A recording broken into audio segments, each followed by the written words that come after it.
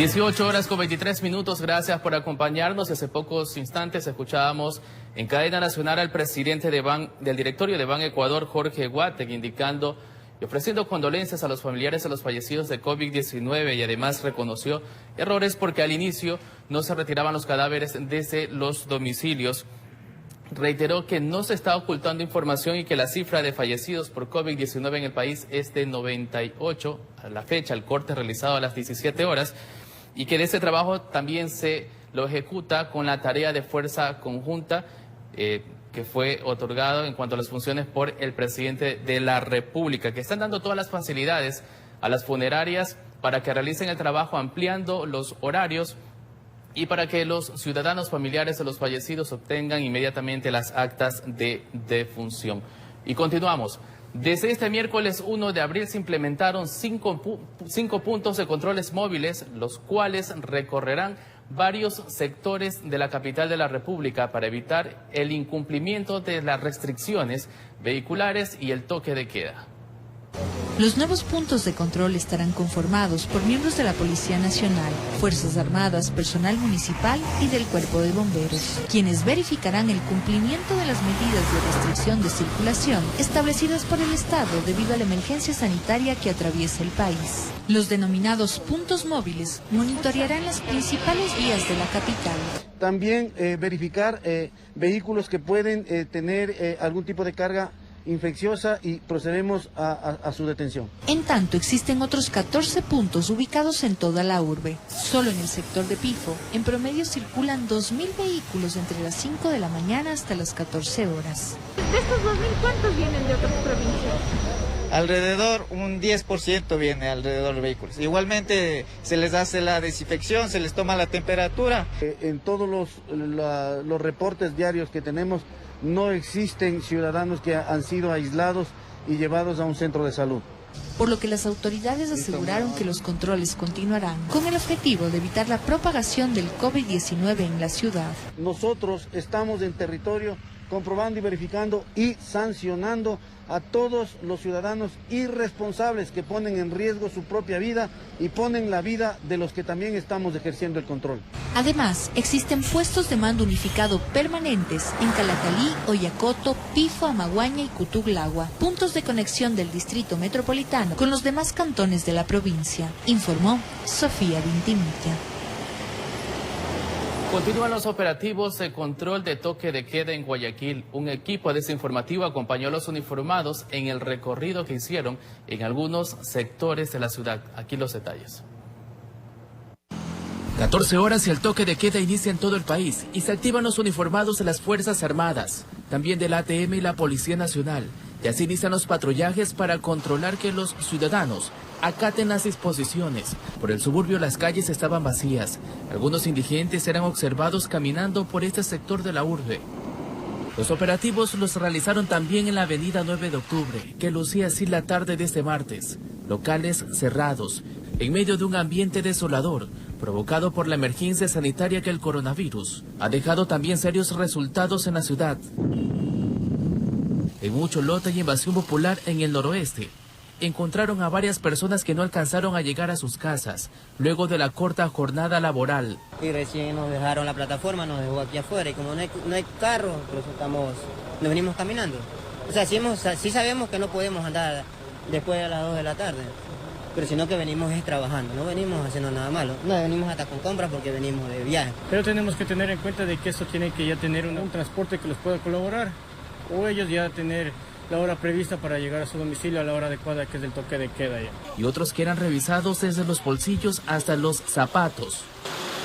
Llamar a la ciudadanía que tomen conciencia del trabajo que nosotros estamos realizando.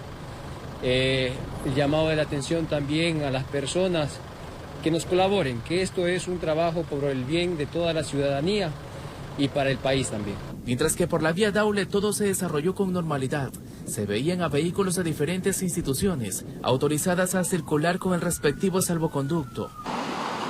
Y una escena que se ha vuelto casi común en los últimos días en Guayaquil es ver a quienes compran los féretros para sus familiares que se han ido por el COVID-19, informó Charlie Pisa. Y el municipio de Lago Agrio, en Sucumbíos, realizó la entrega de un laboratorio y 1000 pruebas rápidas para la detección oportuna de casos de COVID-19 al Hospital Marco Vinicio Isa en esa provincia amazónica. Las autoridades buscan frenar la curva ascendente de esa enfermedad. Sucumbíos es la provincia amazónica donde se registra el mayor número de personas contagiadas por el COVID-19. Este hecho es preocupante y en respuesta a esta realidad, el municipio de Lago Agrio realizó la adquisición de un laboratorio clínico y más de 1000 kits de pruebas rápidas para la detección oportuna del coronavirus. Solamente de esa forma, identificando quiénes son los positivos y de manera oportuna y adecuada, el Ministerio de Salud Pública del Distrito de Lago Agrio puede naturalmente realizar los cercos epidemiológicos y parar esta pandemia. El equipamiento sanitario, previo a un trabajo coordinado técnicamente, fue entregado al Hospital Marco Vinicio Isa de la capital provincial. Ellos ya tienen un levantamiento también de información de identificados ciudadanos y ciudadanas que tienen o posibles ciudadanos que puedan tener esta enfermedad. La cooperación interinstitucional es una prioridad en esta emergencia que vive el país para afrontar de mejor manera la amenaza permanente que significa esta pandemia sobre la población. Así que unamos esfuerzos y sigamos adelante y quédense en casa. No es importante que vengan al hospital por ciertas patologías que de pronto no tienen su relevancia, pero si es aquella que de verdad amerita, tiene que venir al hospital para ser solucionado. Este aporte resulta trascendental dentro de las estrategias preventivas que puedan implementarse para controlar la incidencia del coronavirus, informó Anabel Belín. Y horario diferenciado para el retorno a la jornada laboral entre públicos y privados es una de las propuestas del municipio de Quito para evitar aglomeraciones del transporte público. Eso para cuando se deban retomar las actividades normales tras la emergencia sanitaria. Son varias opciones las que el municipio de Quito explora desde ya para cuando se deba volver a activar el servicio de transporte público en la ciudad. Así lo adelantó el secretario de Movilidad, Guillermo Abad, durante una entrevista con este medio de comunicación. Hay varios escenarios. Tenemos que ver primero cómo está el contagio, la transmisión, cuál es la tasa de contagio que se tiene, cuál es la tasa de mortalidad que se tiene sobre el virus. Y sobre eso tendrá que ser una reinserción progresiva y gradual de los sistemas de transporte público. Mecanismo que asegura deberá ir acompañado de otras medidas, tomando en consideración que según los estudios y por lógica simple, se ha demostrado que el transporte público es uno de los mayores focos de contagio. Como por ejemplo, los funcionarios públicos ingresen a una hora, los privados a otra, para que no tengamos la congestión en el transporte público. Wuhan, ciudad donde inició el brote de coronavirus, está próxima a cumplir 2 meses de cuarentena, medida que ha logrado disminuir los casos de contagio. Epidemiólogos señalan que Ecuador debería someterse al mismo tiempo de aislamiento social. El desarrollo del proceso contagioso del COVID-19 en nuestro país no dista del que se ha vivido en otras partes del mundo. Este es un virus altamente transmisible, esa es la característica fundamental. Produce epidemias explosivas como las que hemos visto, que estamos mirando en Nueva York, que ya vimos en Italia y que estamos asistiendo en Guayaquil y que probablemente en Quito en los próximos días y semanas va a subir de forma sostenida y se va a ir dispersando por el resto del territorio ecuatoriano. Virus que a su paso no solo contagia, sino que cobra vidas humanas. El epidemiólogo Marcelo Aguilar alerta para no desmayar en los cuidados que se tienen que aplicar para evitar su propagación, porque todavía no hemos llegado al pico más alto de la curva para observar un descenso. Son epidemias que suben muy rápidamente, aumentan muy significativamente el número de casos. Entonces, cuando se grafican, estas van a ser una aguja.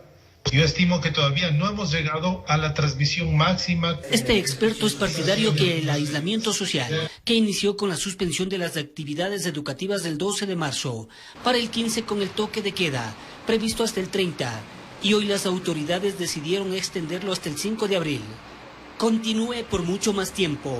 Mi expectativa es que se tomen medidas de restricción extendidas. Probablemente, y dependiendo de los datos que se que se obtengan en los próximos días, producto de la vigilancia epidemiológica, quizás pueda diferenciar algunas ciudades que merezcan medidas más rigurosas y otras zonas probablemente la flexibilización de algunas medidas. Con esto, el camino que nos quedaría sería un aislamiento como el de Wuhan, que ya ha cumplido 57 días y deberán llegar a 60 para ver si normalizan sus actividades. Para eso, aquí hay varios factores que se tendrán que tomar en cuenta. Pero cada escenario tiene un comportamiento diferente dependiendo de la composición urbana, de las características socioeconómicas, del tipo de urbanización. Esos elementos van a marcar algunas determinaciones fundamentales en cómo se comportan las epidemias. Entre tanto, a continuar con las recomendaciones emitidas por las autoridades de salud, informó Héctor Romero. Y la Fundación Metrovía anunció mediante un comunicado a través de su cuenta de Twitter que a partir del jueves 2 de abril se suspende temporalmente las rutas alimentadoras Atahualpa, Garzota, Las Canchas, Plaza Dañín, ruta centro de la Troncal 2, es decir, la Troncal 25 de Julio, Río Daule, mientras que de la Troncal 3, Bastión Popular, centro, se suspenden las rutas alimentadoras Mapasingue Este, Mucho Lote, Ecuazal, Caso Harina, San Ignacio, Udevación, Juan Montalvo, y la suspensión regirá mientras dure el estado de sección. El horario de servicio de la Metrovía se mantiene desde las 6 de la mañana hasta las 12 del día. Las Fuerzas Armadas del Ecuador trabajan a diario en la distribución de los kits alimenticios que salen desde el Banco de Alimentos hacia diversos sectores donde se distribuyen los víveres a los más necesitados. El Banco de Alimentos es una institución que pertenece a la Arquidiócesis de Guayaquil. Durante los 365 días del año vienen colaborando en la entrega de alimentos para ciudadanos en condiciones extremas. Pero ante la emergencia sanitaria por el COVID-19, hace 2 semanas esa tarea se multiplicó considerablemente. El Banco de Alimentos el año pasado solo en su acción despachó 650 toneladas al año y ahora diariamente estamos llegando a 30 toneladas que estamos despachando tanto en kits como en productos adicionales. En el proceso de entrega se torna fundamental la participación de los miembros del Ejército ecuatoriano, quienes se encargan de colaborar con los camiones y con el personal adecuado para trasladar los paquetes alimenticios. Producto de la emergencia sanitaria y en apoyo a la población guayaquileña lo estamos realizando desde hace 15 días. Todos los días con 2 vehículos a la disposición del Banco de Alimentos. Cabe destacar que los uniformados no tienen a su cargo la entrega del beneficio hacia los más necesitados. Su función es trasladar los alimentos hasta las diversas iglesias católicas. Allí el párroco es el encargado de la distribución a quienes más lo necesitan. Nosotros no entregamos al ciudadano, sino que en coordinación con el Banco de Alimentos se entregan a diferentes fundaciones y ellos son los que se encargan de entregar a la ciudadanía. Bueno, los kits contienen lo que son granos, contienen lo que es chocolate también, arroz, sal, algunos temas básicos, normalmente para 2 o 3 días es lo que estamos armando. El respaldo del ejército para esta loable tarea continuará hasta que la emergencia sanitaria lo exija. Informó José Morales. 208 camas se habilitarán en el Centro de Convenciones Bicentenario para atender a pacientes con síntomas leves de COVID-19. El municipio de Quito trabajará en coordinación con el Gobierno Nacional y las Fuerzas Armadas para que este espacio esté disponible la primera semana de abril. La propuesta de habilitar nuevos espacios en la ciudad para atender a pacientes con COVID-19, de acuerdo a las autoridades, busca evitar el colapso del sistema de salud en la capital, por lo cual aquellos ciudadanos que presentan síntomas leves de coronavirus o no tengan síntomas podrán ser atendidos en el Centro de Convenciones del Parque Bicentenario. Y se prevé que estas 208 camas en primera instancia estén listas para finales de la próxima semana. Varias instituciones públicas participarán para la generación de este espacio de atención hospitalaria. El MIE se le está pidiendo la alimentación. Se ha manifestado que los militares van a donar camas. Adicionalmente, vamos a requerir del MSP para el tema de los médicos. Además, el Cabildo espera, a través de alianzas público-privadas, aperturar habitaciones en varios hoteles cercanos a las casas de salud para acoger a médicos y enfermeras. No tengan que movilizarse hacia sus hogares donde se convierten en potenciales focos de infección también, sino que puedan estar manejados, controlados en sitios que bajo protocolos definidos, y estos pueden ser los hoteles, mantengan las condiciones de salubridad.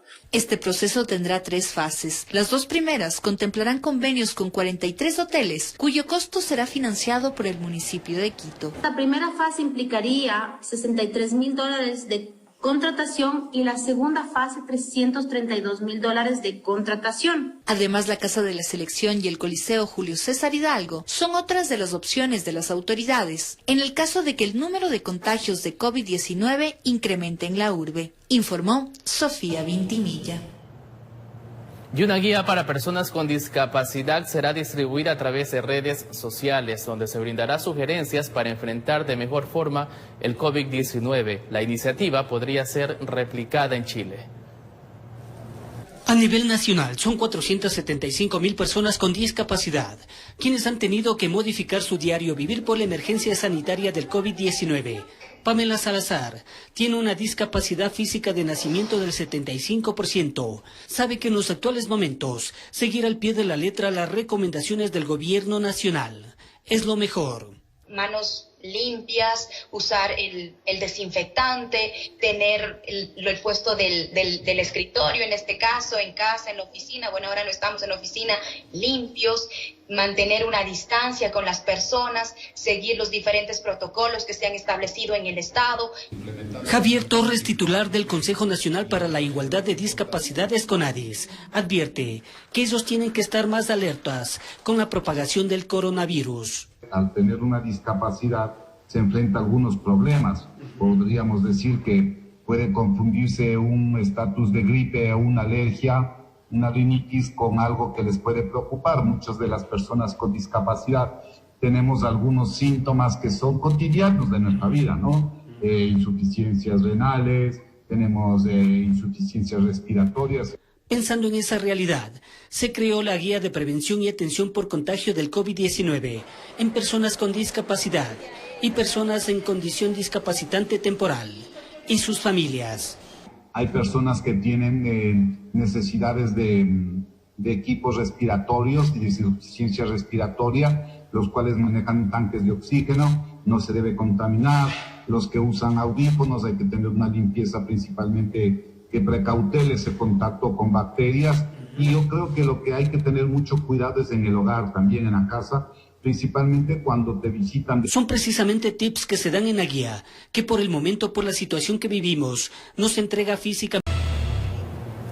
18 horas con 37 minutos, gracias por acompañarnos. Las prendas hospitalarias elaboradas por artesanos en Santo Domingo con donaciones de personas particulares ya son distribuidas a casas de salud de esa ciudad. La iniciativa Unidos Somos Más busca de esa manera ayudar a protegerse a quienes están luchando en la primera línea de batalla contra el COVID-19.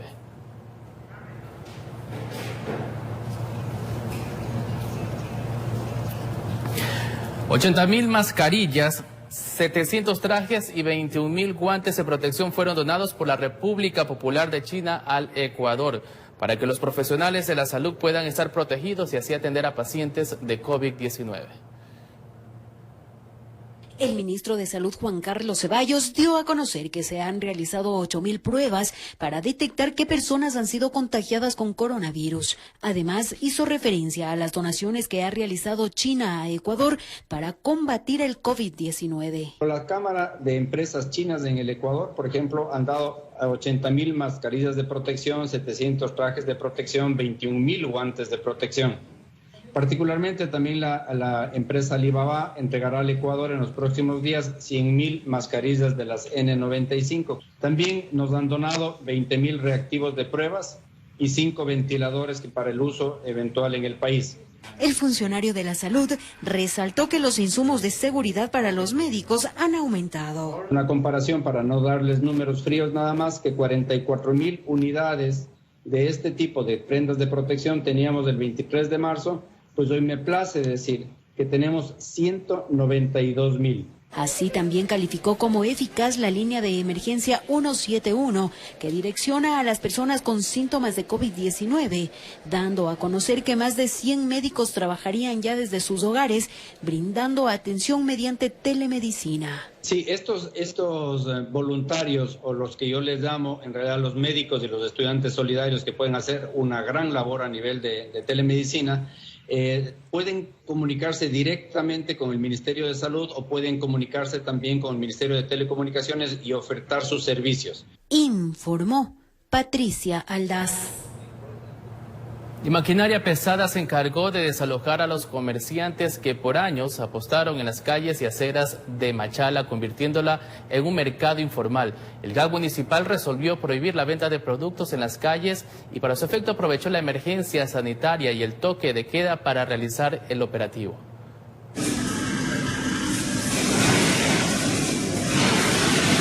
En base a la resolución del Consejo Cantonal numeral 55, que en su artículo establece prohibir las actividades de comercio y ventas en aceras, calles y avenidas, el municipio de Machala logró desalojar a los cerca de 3.000 comerciantes que se apostaron por más de 40 años en las calles céntricas de la ciudad, siendo esto un foco de infección.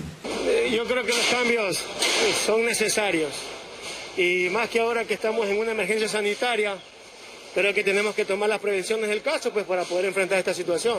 La basura e insalubridad era evidente, ratas, moscas, desperdicios de los productos que allí se vendían, era lo que se evidenciaba cuando la maquinaria retiraba los módulos de trabajo de los vendedores, que molestos mencionaron haber sido engañados por las autoridades. Indignada, porque no deberían haber hecho esto, tenían que esperar que pase estas cosas que estamos atravesando el Ecuador. Esto es más que un engaño, esto es una burla ante el comercio, no solamente al comercio, sino ante el pueblo machaleño. Se valieron desde esta pandemia, decían que iban a fumigar, nos dijeron que sacamos los puestos y los compañeros y sacamos lo más que pudimos. Del desalojo solo quedó hierros retorcidos, hojas de zinc y hieleras viejas que fueron destruidas al momento del retiro de los puestos. Moradores del lugar indicaron sentirse contentos pues fueron años de olores nauseabundos que no les dejaban ni comer. Desde el tiempo de Minuche esta situación se ha presentado y se proliferaron más con el tiempo. Después vino la época de Falqués e Hijo, y siguió la misma situación. Él prometió hacer un mercado, nunca lo hizo, nunca le reubicó a la gente. Un gran contingente de la Policía Nacional, miembros del Ejército y municipales estuvieron presentes para evitar que exista un enfrentamiento al momento del desalojo. Bueno, pues hasta el momento no hemos tenido ningún problema. Las actividades se están desarrollando, como usted puede ver, dentro de la normalidad. Cabe indicar que la medida tomada por el Cabildo machaleño se da luego de la emergencia sanitaria que vive a nivel mundial y que busca reducir al máximo el nivel del contagio de coronavirus en la urbe. Desde Machala, provincia de El Oro, informó Richard Ceballos. Las medidas de higiene que se deben tomar en locales que expenden productos comestibles deben ser máximas. Carlos Julio Gurumendi visitó una panadería ubicada en la ciudadela Kennedy Norte, en Guayaquil, donde el cliente debe ser ingresado utilizando mascarillas y en las puertas es desinfectado. Quienes salen a conseguir pan lo hacen con las debidas precauciones. En esta panadería se toman todas las medidas de seguridad. El cliente tiene que hacer columna tomando distancia. Solo ingresan de 3 en 3 y en la puerta reciben el respectivo alcohol en sus manos. A cada persona que ingresa, desinfectante. Tenemos una puerta de entrada y una puerta de salida. No permitimos el ingreso más de 3 personas al local. El personal que lo atiende también es protegido y la atención se da a 1 metro de distancia. Para esto hemos unido 2 vitrinas, que esto nos da una distancia aproximadamente de 2 metros. Hemos dotado de mascarillas, cofias, guantes, en todo momento a nuestro personal para que estén cambiando a cada momento. Sobre la producción del pan, el propietario nos dijo: las ventas han reducido completamente, aproximadamente a un 25%, pues al ser un producto de primera necesidad, estamos atendiendo de 6 de la mañana a 1 de la tarde. Informó Carlos Julio Gurumendi.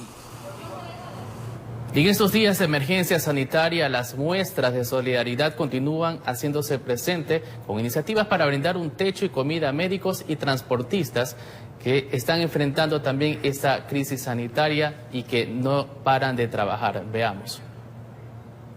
Debido al descanso obligatorio que le está dando el confinamiento de seres humanos al planeta a causa de la epidemia generada por el COVID-19, un grupo de científicos de la Universidad de Colorado notaron que la capa de ozono tiene una recuperación y descubrieron que el agujero sobre el Ártica se redujo al tamaño que tenía hace 30 años. El detenimiento de las actividades comerciales y la producción de grandes industrias ha permitido que el clima en todo el mundo se empiece a regular, creando vientos que controlan el calentamiento global. Las iniciativas de solidaridad de los seres humanos dentro de esta crisis sanitaria mundial siguen manifestándose cada vez más.